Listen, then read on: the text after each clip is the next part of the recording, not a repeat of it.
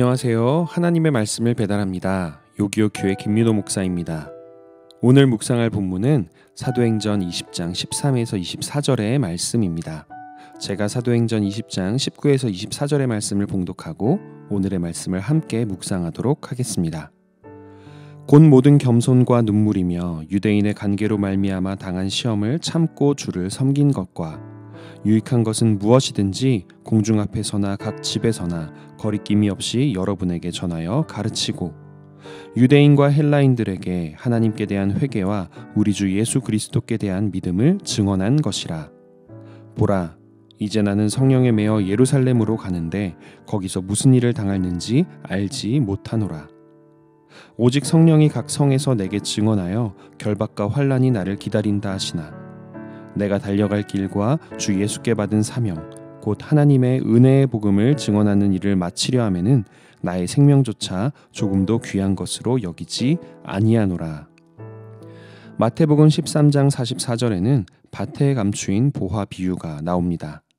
이 비유를 통해 예수님께서는 천국을 제자들에게 설명하시는데요.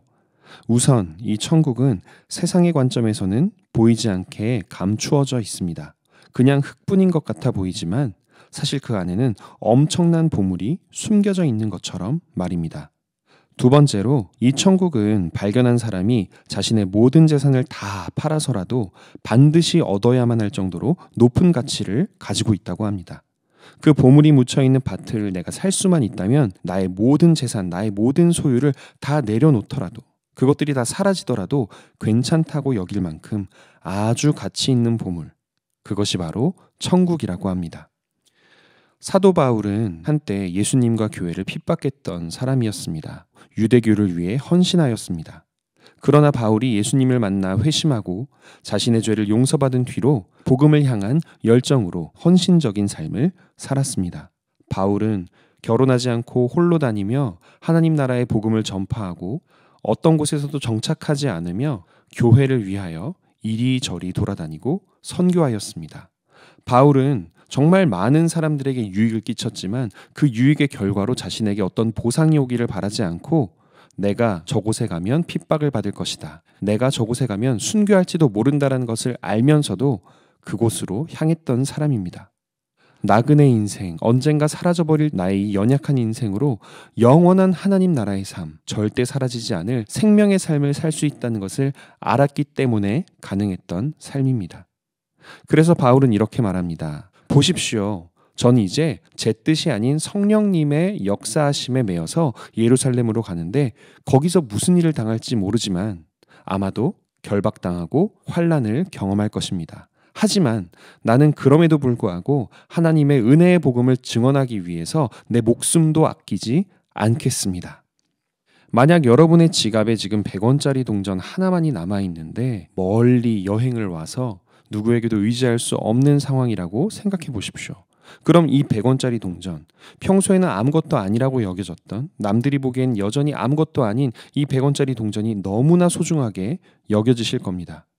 그런데 만약 그 100원짜리 동전으로 봉투를 살 수 있는데 봉투야 원래 100원 정도 하지만 여러분만이 그 봉투 안에 5만 원짜리 지폐가 들어있다는 사실을 안다면 여러분은 어떻게 하시겠습니까? 100원을 아껴서 그냥 지갑 안에 보관하고 계실 건가요? 아니면 그 100원을 들여서 5만 원이 들어있는 봉투, 아무도 그 봉투의 가치를 모르는 그 하얀 봉투를 사시겠습니까? 유한한 것들 사이에서도 가치에 따라 선택이 좌우되고 무엇을 포기하고 무엇을 취할 것인가가 좌우되는데 하물며 언젠가 끝날 수밖에 없는 유한한 이 땅에서의 삶을 투자하여 영원한 하나님 나라를 추구하는 것이 너무나도 당연하지 않겠습니까? 제가 처음 목회자가 되겠다고 하나님께 약속을 드렸을 때 저는 하나님께 이렇게 기도를 했었습니다. 하나님께서 저를 어디로 이끄시든지 저는 모든 걸 다 포기하고 모든 걸 다 감내하면서 그곳에 가서 하나님께 헌신하겠습니다. 그렇게 호기롭게 기도를 하고 나서 바로 그 다음날 저는 하나님 앞에서 겸손한 모습으로 이렇게 이야기를 했습니다. 하나님, 어제는 제가 하나님께서 저를 불러주셨다는 감격에 실언을 한 것 같습니다. 저는 사실 연약해서 하나님께서 저를 어디로 이끄시든지 다 감내할 수 있는 뛰어난 사람이 아닙니다. 주님, 주님께서 저에게 감당할 수 있을 만한 사역지를 허락하여 주십시오. 아마 여러분도 마찬가지일 겁니다. 바울처럼 예수님처럼 그렇게 살아갈 수 없는 게 우리의 현실인 것 같습니다. 그러나 그럴 때마다 저는 무한한 것을 받았다라는 사실을 끊임없이 되새기려 노력합니다.